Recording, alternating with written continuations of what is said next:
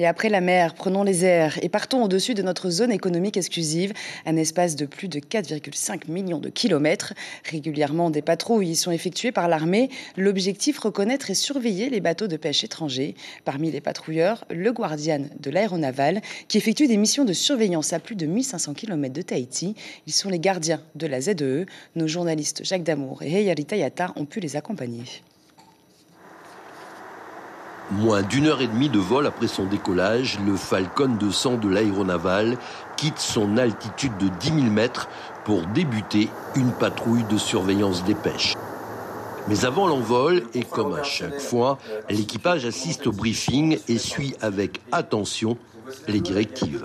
On est réunis pour une mission de surveillance maritime, surveillance des pêches, qui se déroulera hors ZEE, donc à la frontière, où 2 palangriers sont reportés.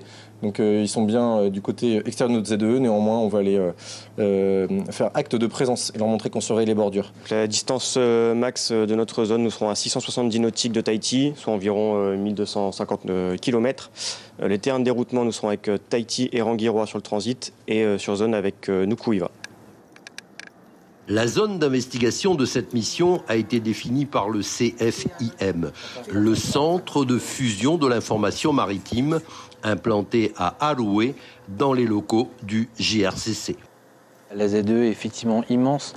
Ce qu'il faut voir, c'est la globalité, c'est la convergence de l'ensemble des moyens, qu'ils soient nautiques, aéronautiques, satellitaires, capteurs coopératifs et nos vigies sur zone qui participent en fin de compte à cette surveillance globale. Vous transmettrez également les directives aux gardiens pour cette surmarre d'aujourd'hui ? Merci. L'ensemble de cette surveillance permet effectivement de dire avec certitude qu'il n'y a pas de pêche illicite en Polynésie française. Au-dessus de l'océan, nous sommes à environ 450 km de Nuku'iva. Là actuellement, nous avons prévu sur zone 2 bateaux, 2 palangriers, un taïwanais et un coréen. Et nous allons vérifier qu'ils sont bien à l'extérieur de la ZEE pour pêcher. Le gardien tente de rentrer en contact radio VHF avec le palangrier étranger, mais en vain. Ce qui est important dans ce cas-là, c'est de bien les survoler sur l'avant de leur bateau, ce qu'on a fait pour leur montrer notre présence. Donc ils savent très bien qu'on est des avions de surveillance français et qui surveillons la zone polynésienne. Donc ils voient que la ZEE est bien protégée. Plusieurs clichés de très haute définition sont réalisés. Ils permettront de déterminer si le palangrier est en transit, en position ou en action de pêche et éventuellement le type de pêche pratiqué.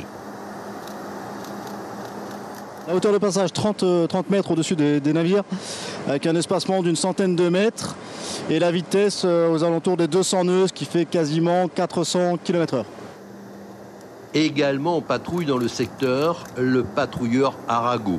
La présence du gardien lui permet d'acquérir les positions réactualisées des pêcheurs présents sur zone. Pour le moment, on a survolé 3 bateaux, 2 navires de pêche taïwanais et un coréen. Qui n'étaient pas en action de pêche. Néanmoins, il y en a un qui était quand même en défaut d'AIS, donc la balise qui est censée émettre pour que le repositionne.